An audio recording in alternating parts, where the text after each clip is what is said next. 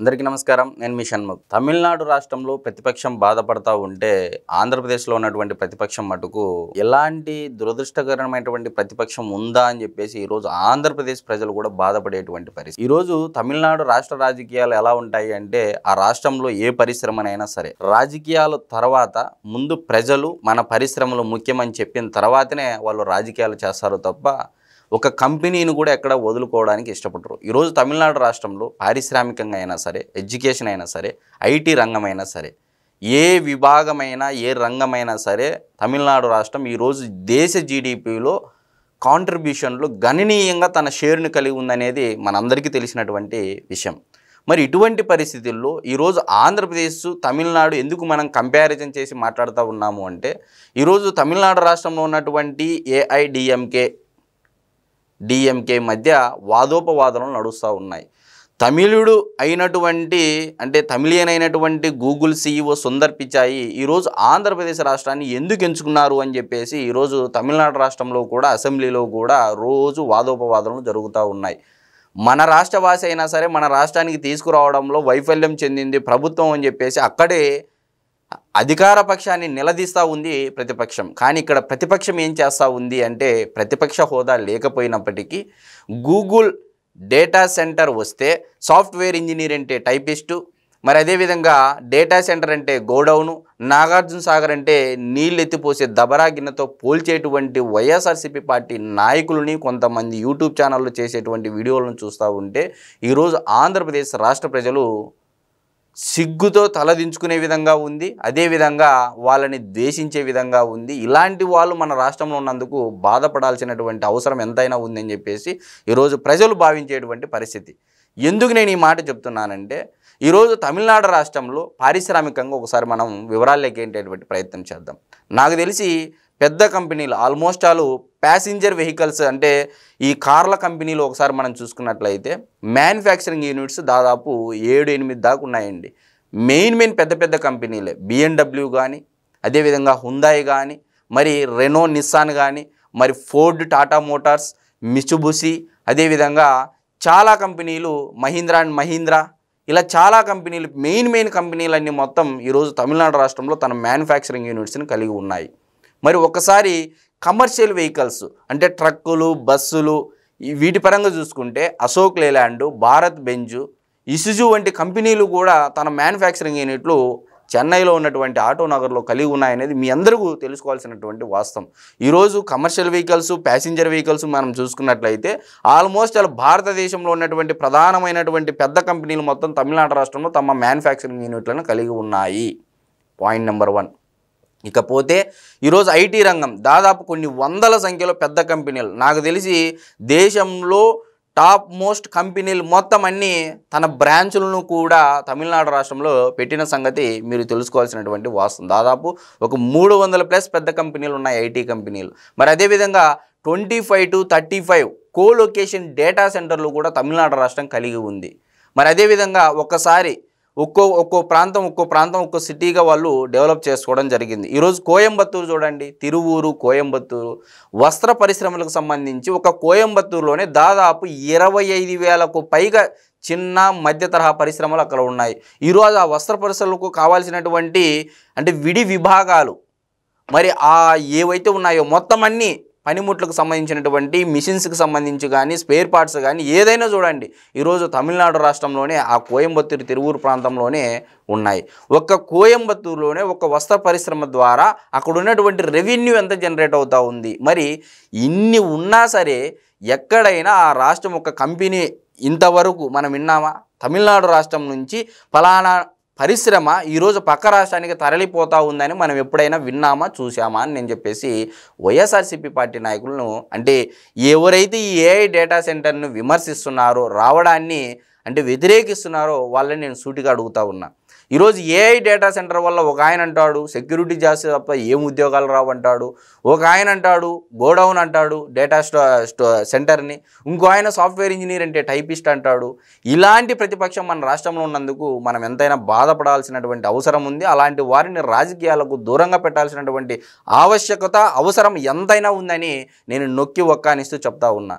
ఈరోజు AI data centre even స్టాన్ఫోర్డ్లో చదువుకున్నటువంటి నారా లోకేష్ గారు కూడా ఆస్ట్రేలియాలో తన ప్రసంగంలో చేసినటువంటి మాటలు నేను ప్రస్తావిస్తూ ఏమన్నారు, క్వాంటమ్ కంప్యూటింగ్ అంటే లోకేష్ గారికి ఆల్రెడీ ఇన్ఫర్మేషన్ టెక్నాలజీ మీద మంచి పట్టు ఉంది, అలాంటి వ్యక్తికి అర్థం కానటువంటి పరిస్థితి. ఆయనే చెప్పారు స్వయంగా, నేనే ChatGPTలోకి వెళ్ళి అది చూడడం జరిగిందని చెప్పేసి. అంటే చంద్రబాబు నాయుడు గారి యొక్క విజన్ ఏ విధంగా ఉంది, ఆనాడు ఇదే ఐటీకి సంబంధించి ప్లాట్ఫామ్ హైదరాబాద్ మహానగరంలో డెవలప్ చేస్తే ఇలాగే ఎగతాళి చేశారు, ఇలాగే వ్యతిరేకించారు. సో ఈరోజు దేశ విదేశాలలో అమెరికా నుంచి ఆస్ట్రేలియా వరకు ఏ దేశం ఏగినా ఎందుకు ఆలిడినా పొగడరా నీ తెలుగు తల్లిని అని చెప్పేసి అన్నట్టుగా ఉంది ఈరోజు తెలుగువారి పరిస్థితి. మరి ఇంత గొప్పగా ఉన్నటువంటి మన తెలుగు జాతిని ఈరోజు భారతదేశం మొత్తం మీద కర్ణాటక ఉంది, తమిళనాడు ఉంది, ఒకవైపు గుజరాత్ మోడీ గారి యొక్క రాష్ట్రం ఉంది. మరి ఇంత కాంపిటీషన్ ఉన్నా సరే మరి ఆంధ్రప్రదేశ్ రాష్ట్రానికి తీసుకురావడంలో ఈరోజు కూటమి ప్రభుత్వం సక్సెస్ అయిందా లేదా, దీని ద్వారా ఎన్ని జాబులు వస్తాయి అని చెప్పేసి టైరాక్స్ డేటా సెంటర్ CEO అయినటువంటి రవికుమార్ గారు, ఈ కంపెనీ బెంగళూరులో ఉంది, ఒకసారి ఆయన ఒక వీడియో పెట్టడం జరిగింది వివరంగా ఎన్ని జాబ్స్ వస్తాయి కన్స్ట్రక్షన్ నుంచి, అంటే మ్యానుఫ్యాక్చరింగ్ కన్స్ట్రక్షన్ నుంచి లోపల మానిటరింగ్ చేసే వరకు ఏ విభాగాల్లో ఎన్ని జాబులు వస్తాయి సుమారుగా ఆయన చెప్పడం జరిగింది. ఈ AI డేటా సెంటర్ వల్ల 2 లక్షల జాబుల అవకాశాలు రానున్నాయి అని చెప్పేసి చెప్పడం జరిగింది. మరి ఇదే జగన్మోహన్ రెడ్డి గారు ఆనాడు అదాని డేటా సెంటర్ వచ్చినప్పుడు 39,000 ఉద్యోగాలు వస్తాయని చెప్పేసి ఆయన కూడా నొక్కి ఒక్కానించి తన ప్రసంగంలో చెప్పడం జరిగింది ఆనాడు. మరి ఆనాడు అదాని డేటా సెంటర్ పెట్టేకి MOE చేసుకున్నప్పుడు ముందుకు వచ్చినప్పుడు ఎందుకు వీళ్ళకి నీళ్ళ అంతరించిపోతాయని, లేకపోతే ఆ ప్రాంతం ఎడారి అయిపోతుందని, లేకపోతే విద్యుత్ ఎక్కువగా కన్సంప్షన్ చేసుకుంటుందని చెప్పేసి ఆనాడు ఎవరైతే విమర్శిస్తున్నారో వాళ్ళు ఎందుకు చెప్పట్లేదు. మరి అదేవిధంగా నేను ప్రధానంగా చెప్పాల్సినటువంటి విషయం ఏంటంటే ఈరోజు ఎడారి అయిపోతుంది ఆ ప్రాంతము, నీరు ఎక్కువగా తీసుకుంటుందని చెప్పేసి అంటున్నారు. ఒక ఆయన చెప్పాడు ఒక రోజుకు 1 కోటి లీటర్లు నీళ్లు తీసుకుంటుందని చెప్పేసి నిన్న ఒక ఆయన ఒక యూట్యూబ్ విశ్లేషణలో చెప్పడం జరిగింది. ఆయన పేరు అనవసరము. ఆయన రోజుకు 1 కోటి లీటర్లు అన్నారు. మరి ఆయన చెప్పిన మాట ప్రకారమే 1 కోటి లీటర్లు తీసుకుంటే సంవత్సరానికి 365 రోజులు అనుకుంటే 365 కోట్ల లీటర్లు, 3650 మిలియన్ లీటర్ల నీళ్లు అవసరమవుతుంది ఆయన చెప్పినటువంటి లెక్క ప్రకారం.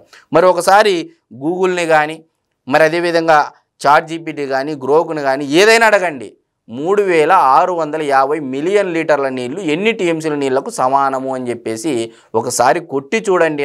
ఆయన అయితే ఎవరైతే విమర్శించారో ఆయన నేను సూటిగా అడుగుతా ఉన్నా, 0.129 టీఎంసీ నీళ్లు మాత్రమే అవసరమవుతాయి.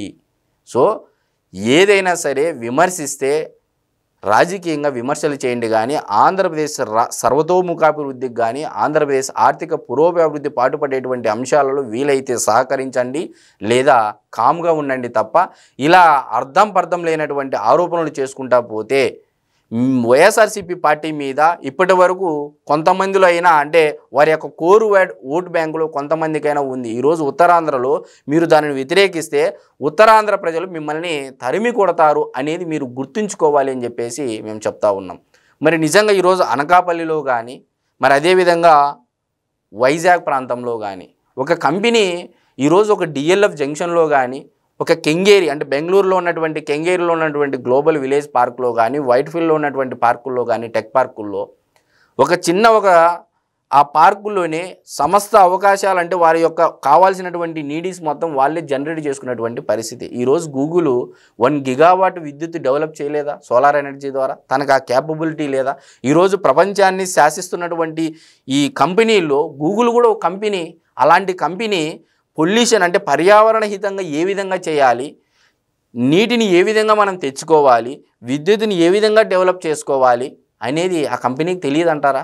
అంటే ఎలాంటి ప్రతిపక్షం ఉంది ఈరోజు ఆంధ్రప్రదేశ్ రాష్ట్రంలో అనేది రాష్ట్ర ప్రజలందరూ అతి ముఖ్యంగా రాష్ట్ర యువత ఆలోచించుకోవాలని చెప్పేసి నేను కోరుకుంటా ఉన్నా. ఎందుకంటే ఈరోజు తమిళనాడు రాష్ట్రంలో ఒక ప్రతిపక్షం ఏ విధమైనటువంటి బాధ్యతాయుతంగా తన బాధపడతా ఉంది. ఈరోజు ఆంధ్రప్రదేశ్ రాష్ట్రంలో ఉన్నటువంటి ప్రతిపక్షం ఆయన ఎలాగో అసెంబ్లీకి రాడు, సరే ఆయన వ్యక్తిగత నిర్ణయము, అసెంబ్లీకి రాకపోయినా కనీసం AI డేటా సెంటర్ వచ్చినందుకు దేశంలోనే ఇప్పటి వరకు 1953 తర్వాత ఇప్పటి వరకు 2014 వరకు లేదా 2025 వరకు FDI ఇంత పెద్ద FDI వచ్చిందా అని చెప్పేసి నేను సూటిగా అడుగుతా ఉన్నా. దాదాపు 1,33,000 కోట్ల రూపాయలు ఈరోజు దేశ చరిత్రలోనే అతిపెద్ద investment, foreign direct investment Andhra Pradesh రాష్ట్రానికి నారా లోకేష్ గారు, నారా చంద్రబాబు నాయుడు గారు, పవన్ కళ్యాణ్ గారి యొక్క సహకారంతో తీసుకురావడం జరిగితే, నరేంద్ర మోడీ గారు కూడా ఈవెన్ ఆ చట్ట సవరణలు కావాల్సి వస్తే ఆయన కూడా ముందుకొచ్చి ఈరోజు చట్ట సవరణలకు అవకాశం కల్పిస్తే, పాలసీలలో చేంజెస్ చేస్తే అభినందించాల్సింది పోయి, శాలువా కప్పాల్సింది పోయి, పొగడాల్సింది పోయి, ఇలాంటి పనికిమాలినటువంటి విమర్శలు మీకు ఎంతవరకు సమంజసం అని చెప్పేసి నేను అడుగుతా ఉన్నా. కాబట్టి తమిళనాడు రాష్ట్రంలో ఉన్నటువంటి రాజకీయాలు అంటే ఏ విధంగా ఉన్నాయి, ఈరోజు ఆంధ్రప్రదేశ్ రాష్ట్ర రాజకీయాలు ఏ విధంగా ఉన్నాయి, రాజకీయాలు హుందాకరంగా చేయాలి తప్ప వ్యక్తిగతంగా తీసుకొని నాకు మాత్రమే క్రెడిబిలిటీ కావాలి, నాకు మాత్రమే నేను చేసిన పనులు మాత్రం ఆంధ్రప్రదేశ్ రాష్ట్రంలో మిగిలి ఉండాలని మిగిలినటువంటి అంటే గతంలో పరిపాలన చేసినటువంటి ముఖ్యమంత్రులు కానీ ఒకసారి అనుకొని ఉంటే ఈరోజు ఆంధ్రప్రదేశ్ రాష్ట్రం 3 లక్షల కోట్లకు పైగా బడ్జెట్ ప్రవేశపెట్టేటువంటి పరిస్థితి ఉండబోదు అని చెప్పేసి ఎవరైతే విమర్శిస్తున్నారో కంపెనీలు రావడాన్ని, ఏదేదో అభూత కల్పనలు, ఏదేదో జరిగిపోతుంది అని చెప్పేసి అర్ధరహితమైనటువంటి జ్ఞానంతో మాట్లాడుతున్నటువంటి వారికి టైరాక్స్ డేటా సెంటర్ CEO అయినటువంటి రవికుమార్ గారు ఆయన క్లియర్గా చెప్పడం జరిగింది. ఎండ్ టు ఎండ్ వరకు ఏ విధంగా జాబ్స్ వస్తాయి, దానివల్ల ఎంత నీరు ఎంత విద్యుత్ అవసరమవుతుంది, ఏ విధంగా జాబ్స్ కల్పించబడతాయి, దీని ద్వారా ఎంత మిగిలినటువంటి కంపెనీలు ఈరోజు ఒక గూగుల్ కంపెనీ US తర్వాత అతిపెద్ద పెట్టుబడి భారతదేశంలో, అతి ముఖ్యంగా ఆంధ్రప్రదేశ్లో, అతి ముఖ్యంగా కోస్టల్ సీ ప్రాంతమైనటువంటి వైజాగ్ ఆయన క్లియర్గా చెప్పడం ఉంది. ఓపెన్ కంప్యూట్ అంటే టెక్నాలజీ ద్వారా సబ్సీ కేబుల్స్ అంటే సీ కేబుల్స్ ద్వారా కూడా ఈరోజు సింగపూరు, కువైట్, అరబ్ కంట్రీస్కి కూడా మన ప్రాంతంతో అనుసంధానం అవుతుంది అని చెప్పేసి తెలుసుకోకపోవడం అనేది చాలా శోచనీయం. కాబట్టి విమర్శించేవారు మన రాష్ట్రం అనేది ఒకసారి మదిలో ఉంచుకొని విమర్శ చేయాలి అని చెప్పేసి నేను కోరుకుంటా ఉన్నాను.